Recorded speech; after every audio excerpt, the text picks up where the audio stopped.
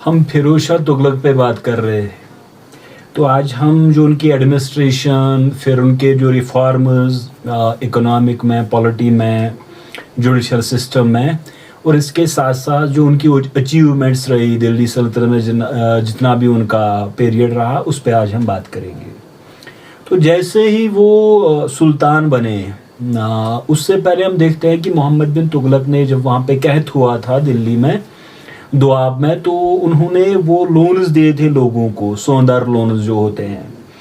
तो उसका रिकॉर्ड था ख्वाजा फ़ख्र शादी के पास, इस तरह से ख्वाजा जहाँ के पास जो प्रेशियस मेटल्स उन्होंने दिए थे।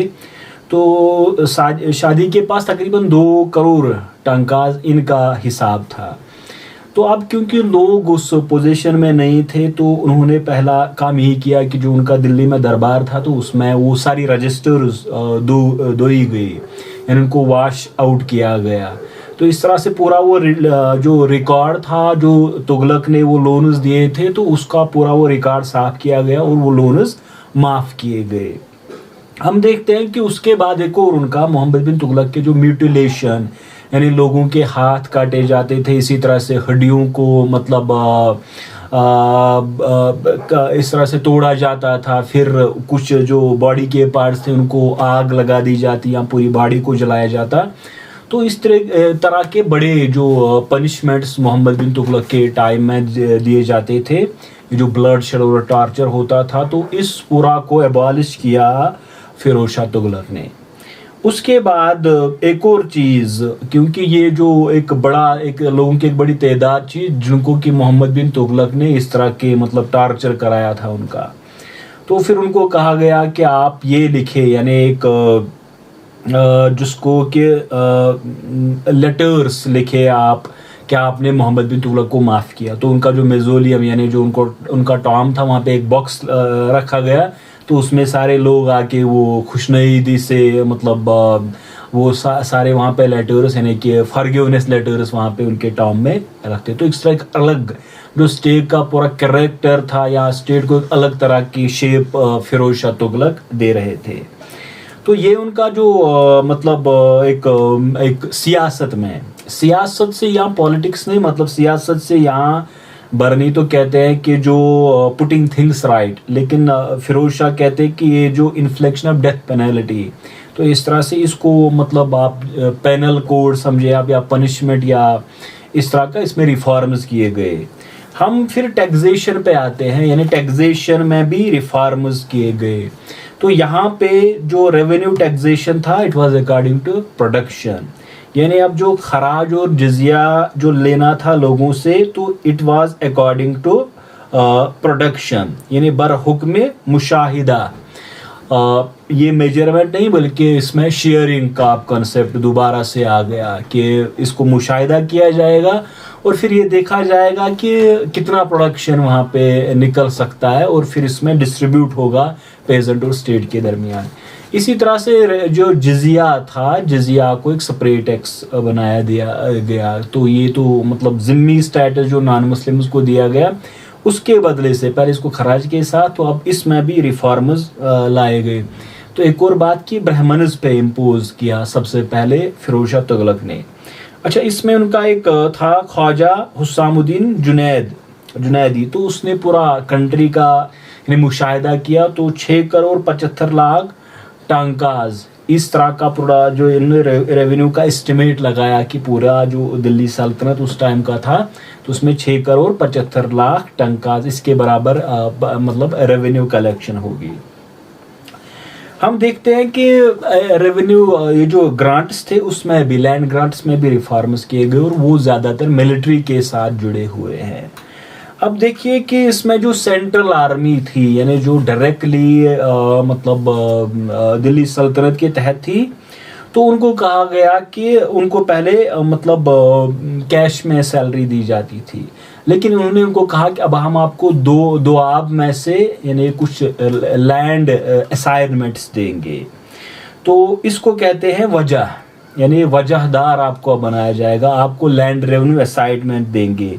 तो एक सैलरी जो सोल्जर को, या आप देखिए एक मतलब एक आर्मी वाला है, उसने रिक्रूट किए हैं अपने साथ जो फोर्सेस, तो आप उसको एक डॉक्यूमेंट यानी असाइनमेंट आर्ट, उसको इतलाक कहा जाता है, इतलाक उसको दिया जाता है। तो उसको कहा जाता है कि दोआब की किसी एरिया में आप जाए और वहाँ से आप जो आपको ये मतलब आपकी सैलरी ड्यू है वो आप कलेक्ट करें वहाँ से।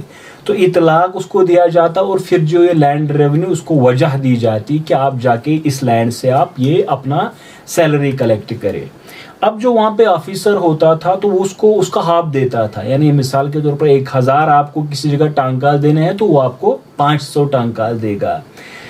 ये एक यानी वजह जो ये मिलिट्री में मतलब कैश पेमेंट के बजाय अब उसको लैंड रेवेन्यू असाइनमेंट दिया गया एक मिलिट्री वाले को। तो उसको कहा गया कि आप किसी विलेज दोआब में जाके ये लैंड रेवेन्यू आप कलेक्ट करें, हाफ उसको दिया जाता था। अब एक किसी जगह आप दिल्ली में एक आर्मी वाला है या मतलब एक सोल्जर है तो वो ये इतला को भेज भी सकता था, यानी जो ब्रोकर्स दलाल वहाँ पे थे तो उनके हाथ से वो उसको भेज सकता था, वहीं पे उसको कलेक्ट कर सकता था अपनी सैलरी। लेकिन अब सिर्फ आप एक 1/3 यानी आप समझिए 100 में से 30 टांकाज वो कलेक्ट कर सकता था। तो ये बाद में दिल्ली सल्तनत के लिए एक बड़ा एक सरदर्द बन गया। अब सिर्फ ये नहीं कि अच्छा 80% मतलब 80% इसमें वजही जो सेंट्रल आर्मी थी उसके 80% वजही थे जिन्होंने ये लैंड रेवेन्यू असाइनमेंट दिया गया, और बाकी को वो जो गैर वजही थे उनको कैश में दिया जाता था सेंट्रल ट्रेजरी के थ्रू। अब इसके बाद एक और इसमें जो ड्रास्टिक चेंज फिरोज शाह तुगलक ने लाई वो ये थी कि अब ये जो ये लैंड रेवेन्यू यानी जो वजह था, वजादार कोई बनता था, अब ये हेरिडिटरी बन गया यानी मोरूसी बन गया। तो उसका मतलब है कि अगर किसी के बाप को ये दिया गया एक वजह यानी उसको असाइनमेंट दिया गया तो उसके मरने के बाद वो उसके बेटे को चला जाएगा, अगर उसका कोई बेटा नहीं हो तो उसके दामाद यानी सन इन लॉ को चला जाएगा। इसी तरह से अब उसका कोई वारिस ही ना हो तो फिर उसके गुलाम को चला जाएगा। तो इस तरह से एक हेरिडिटरी बेसिस बनाई यहाँ पे इस रेवेन्यू आप मिलिट्री उसको कहे या लैंड रेवेन्यू असाइनमेंट्स में जो मिलिट्री वालों को दिए जाते थे उसको बनाया गया। फिरोज शाह का एक और बड़ा जो काम था तो उसने जो खुतबा जुमा के दिन जो खुतबा होता है तो उसमें बादशाहों के नाम जो दिल्ली सल्तनत में उससे पहले सुल्तान गुजरे थे उनके नाम शामिल किए उसमें। तो उसमें हैरत की बात ये थी कि कुतुबुद्दीन ऐबक का नाम उसमें शुमार नहीं किया, यानी उसका नाम नहीं पढ़ा जाता था। तो बाकी जो यानी उस टाइम तक जो सुल्तान गुजरे थे दिल्ली सल्तनत में उनके नाम पढ़े जाते थे। एक और बात जो उनके मतलब इसी के साथ जुड़ी हुई है कि वो खुदावंदजाद मोहम्मद बिन तुगलक की बहन थी, हर जुमा की नमाज के बाद वो उनसे मिलने जाते थे। तो इसी दौरान उन्होंने उस पर एसोसिनेशन एक अटेम्प्ट किया, एक साजिश की थी फिरोज के खिलाफ, फिरोज को कत्ल करने की। तो उसको फिर बैनिश किया गया।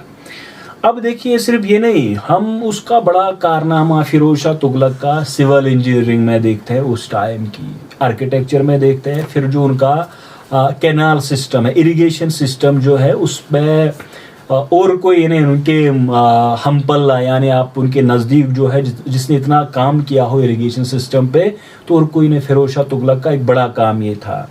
तो उसने जो जामा मस्जिद कदीमी जामा मस्जिद दिल्ली की थी उसको रिपेयर किया। इसी तरह से कुतुब मीनार का जिसको कि एक उस पर वो बिजली गिरी थी, लाइटनिंग स्ट्रक हुई थी, तो उसको रिपेयर किया। हौज शमसी, इसी तरह से अलाई टैंक, फिर जो मुइज़ुद्दीन का मदरसा जो अल्तमश ने बनाया था मुइज़ी मदरसा उसको। तो इसी तरह से मुख्तलिफ जो मिज़ोलियम अल्तमश का था, बैराम का था, मसूद का था या शेख निज़ामुद्दीन औलिया का था। तो इन तमाम जो ये आप मकबरे थे या मज़ारात थे, मिज़ोलियम थे, उनको रिपेयर किया फिरोज शाह तुगलक ने। इसके साथ साथ उसने खुद भी जो मदरसे फिरोज शाही बनाया और हिसार फिरोज़ा में जो फतेहपुर या फतेहगढ़, तो हिसार फिरोज़ा फतेहाबाद एक बड़ा कारनामा, बड़ा टाउन उसने बनाया था। ये जो हिसार फिरोज़ा ये टाउन बनाया था, बड़ा काम था उसका। तो ये प्रेजेंट हरियाणा में पड़ता है। इसमें हम देखते हैं कि लारस से बुज़र्ग और लारस से खुर्द ये दो विलेजेस थे और उनकी इसी साइड पे उन्होंने ये तामीर कराया था, ये जो एक बड़ा टाउन था। हम देखते हैं कि कैनाल सिस्टम में दीपालपुर से उन्होंने सुतुली से लेकर जाबाज तक एक कैनाल बनाई थी। दूसरी उसने जमुना से, ये हांसी के होते हुए हिसार फिरोजा को जाती थी, यानी जमुना में मांडल और सिरमू इस जगह से उसने तामीर कराई थी और ये हिसार फिरोजा तक जाती थी। इसी तरह से फिर ये जो काकर से एक और, फिर हम देखते हैं चौथी जमुना से बुदाई और यहाँ से हिसार फिरोजा। तो प्रेजेंटली ज़्यादातर ये हरियाणा में कैनाल्स पड़ती है, फिर दिल्ली में भी एक जाती है और एक शायद पृथ्वीराज या किसी और रोलर की उसने उसको रिपेयर कराया था इस टाइम कैनाल को फिरोज शाह ने। तो कैनाल सिस्टम एक बड़ा उसका सिस्टम था। इसके साथ साथ अब जब यहाँ पे इस कैनाल से वहाँ पे एग्रीकल्चर लैंड को बड़ा फ़ायदा हुआ, यानी इरिगेशन फैसिलिटी, तब जाके उसने ये दावा किया कि अब मैं जो वाटर राइट यानी हक के शुरब अब मैं ये हासिल करता हूँ। यानी जिस तरह से यहाँ वो उशुर का कंसेप्ट है, खराज के बाद उशुर का कंसेप्ट है, 1/10 ऑफ जो प्रोडक्शन आपका हो, तो उस पर बादशाह का यानी फिरोज शाह तुगलक का मतलब हक है। ये और किसी ने इस दिल्ली सल्तनत में नहीं किया था। फिरोजाबाद जमुना पे यानी काविन एक जगह थी, वहाँ पे एक विलेज, वहाँ से शुरू करके इंद्रपत वगैरह ये तमाम इलाके उसमें लाए थे। तो ये जमुना किनारे फिरोजाबाद की एक सिटी बनाई थी इन्होंने। अच्छा, फिरोज शाह के दौर में एक और हुआ था, उसको टास घड़ियाल कहते हैं, टास घड़ियाल। तो ये मेटल कप था जो परफोरेटेड था, तो वो एक वाटर टब में होता था। कहा जाता है कि ये भर जाता था यानी 24 मिनट में, एक घड़ी में। तो उसके बाद लोगों को इतला दी जाती थी यानी ड्रम बेटिंग से कि 24 मिनट हो गए, फिर 24 मिला के फिर यानी इसी तरह से पहर। तो एक घड़ी यानी 24 मिनट के बाद ये एक घड़ी बनाई थी उनने, उसमें 24 मिनट के बाद लोगों को इतला दी जाती थी कि टाइम ये हो गया है। दो अशोकन पिलर्स, एक तो विलेज नवेरा में जो कि खिजराबाद में, ये उनको दो ये पिलर्स मिले थे, यानी विलेज नवेरा में था खिजराबाद में, दूसरा मेरठ में। तो जो ये बड़ा था इसको फिरोजाबाद में, और जो मेरठ में मिला था उसको खुशके शिखर में इस जगह इंस्टॉल किया गया था। ये अशोकन पिलर्स को उसने शिफ्ट किया गया। अच्छा, एक और बड़ा काम जो फिरोज शाह तुगलक ने किया, कारखानज, आप उनको फैक्ट्रीज कह सकते हो, लोग छोटे छोटे यूनिट्स थे, तो उनको 36 ये उनके पास थे, तो उनको डिवाइड किया था रतीबी में। तो मुस्तरिफ इनको डायरेक्टली अपॉइंट करता था और वो directly under the guidance of सुल्तान। तो कारखानाज का नेटवर्क यानी मैन्युफैक्चरिंग यूनिट्स का नेटवर्क फिरोज शाह तुगलक ने बनाया था। 1200 ये जो फ्रूट गार्डनर्स थे उसने दिल्ली के गिरदो नवा में यानी सराउंडिंग दिल्ली में, इसके दिल्ली में तकरीबन 1200 के करीब बागात उसने लगाए थे। तो फिर उसमें जो गार्डनर्स जो काम करते थे गार्डनिंग में, उनका हिस्सा छोड़ के वो पूरा सुल्तान, उसकी इनकम सुल्तान को जाती थी। एम्प्लॉयमेंट ब्यूरो एक बनाया था, यानी जिस तरह बेरोजगार उनके लिए डिपार्टमेंट बनाया था, ये भी फिरोज शाह ने बनाया। और फिर हम देखते हैं कि शिफा खाना एक हॉस्पिटल बनाया फिरोज शाह ने। फिर मैरिज ब्यूरो जो मुसलमान लड़कियों को था के लिए था कि अगर कोई मुसलमान लड़की उसका वारिस उसका निकाह नहीं कर सकता तो वो यहाँ पे जाके रिक्वेस्ट कर सकता था, तो इसको यहाँ से मतलब पैसे मिलके ताकि उसका निकाह करे। एक 1374 में उसकी ज़िंदगी में बड़े चेंज आई जब वो सैयद सालार मसूद गाजी के मज़ार पे गया। उसके बाद उसने कहा कि नॉन शरिया जो प्रैक्टिसेस है, जो औरतें जो मज़ारात को जाती है, ये जो मिक्सिंग होली वगैरह में होती है, इसको बैन किया उसने। और फिर इसी तरह से परसिक्यूटरी मेजर जैसे कि ब्राह्मणों पे उसने जजिया इम्पोज किया इसके बाद। तो लेकिन एक और बात है कि उसने कहा कि जो शरीयत ने जो टैक्सेस अलाउ नहीं किए हैं उनको मैं रिमिट करूंगा या एबॉलिश करूंगा। तो ये 28 के करीब ये टैक्स हमारे पास जिनके नाम है कि जिनको फिरोज शाह ने ख़त्म किया कि इनको शरीयत ने अलाउ नहीं किया है। तो उसके पीरियड का एक और जो खास एक बड़ा वाक़ा हुआ वो था जिसको कहते हैं दिल्ली सल्तनत का डिसइंटीग्रेशन या उसका जवाल शुरू हो गया। अब देखिए इसमें दीवार आरज़ जो दिल्ली सल्तनत में मिलिट्री बड़ा रोल रहा, मिलिट्री से ये स्टेट बनी थी तो मिलिट्री की बड़ी इंपॉर्टेंस थी। उसमें रूल्स थे अर्ज के, यानी ईयरली जो हॉर्सेस थे, वेपन्स थे, उनका इंस्पेक्शन होता था। तो अब यहाँ ये अलाउद्दीन खिलजी वगैरह ने स्टार्ट किया था। तो यहाँ पे एक तो उसका वो दाग यानी जब उसको हॉर्स वो लाता था उसको देख स्टेट उसका चेक करती थी, फिर ये देखती है क्या इसके काबिल है कि इसको मिलिट्री में लगाया जाए। तो एक बार वो सेलेक्ट हो जाता था, उसको फिर एक यानी निशान लगा जाता था, उसको दाग कहते हैं। इसके बाद उसका एक डिस्क्रिप्टिव रोल यानी पूरा उसका डिस्क्रिप्शन कैसा है इस हॉरस का, उसके लिए हुलिया और चेहरा, उसका पूरा एक डिस्क्रिप्शन लिखा जाता था। तो फिरोज शाह ने इसको पूरा चेंज किया, यानी चेंज क्या लाई कि उसने हेरिडिटरी बनाया रेवेन्यू असाइनमेंट्स को, यानी मिलिट्री पोस्ट जो आपको दिया जाता था उसको हेरिडिटरी बनाया।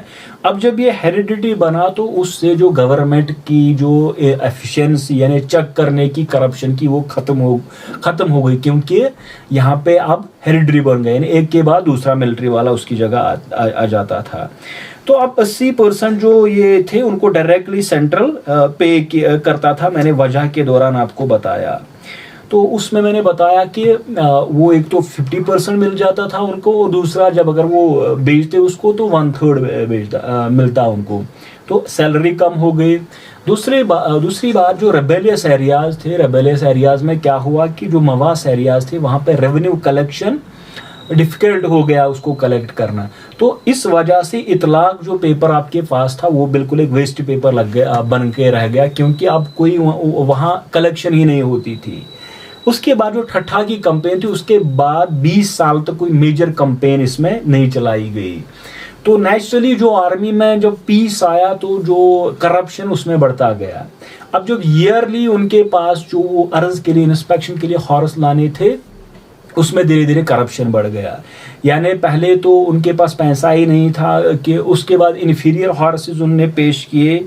तो फिर हमें एक और बात कि खुद यानी जब 1 साल के बाद उसमें 1 साल बढ़ाया गया, फिरोज ने खुद 2 महीने उसमें इजाफा किया। इस तरह से दीवाने अर्ज एक करप्ट एजेंसी बन गई, यानी उसमें अब इन्फीरियर हॉर्सेस जाके वो मतलब पास करवा सकते थे पैसे देकर। तो वो एक बड़ा यानी आर्मी वालों के पास पैसा नहीं था, इस तरह इन्फीरियर हॉर्सेस थे। फिर उनको टाइम दिया गया कि आप दूसरे साल आए, अब तीसरे साल हॉर्सेस लाए, तो धीरे धीरे करके ख़त्म हो गया। और फिर जो वो एक तरह क्वालिटी हॉर्सेस या क्वालिटी वेपन्स थे वो भी ख़त्म हो गए। मिलिट्री पोस्ट्स ये जाके हेरिडिटरी बन गए। तो इस वजह से ये कम होगा कि आर्मी में करप्शन बढ़ गया, आर्मी वीक हो गई। तो जब आर्मी वीक हो गई नेचुरली दिल्ली सल्तनत भी वीक हो गई। तो ये फिरोज शाह तुगलक का पीरियड था। नेक्स्ट में अब हम जो उनके सक्सेसर्स हैं और जो तुगलक डायनास्टी का जब जवाल शुरू होता है। Thank you.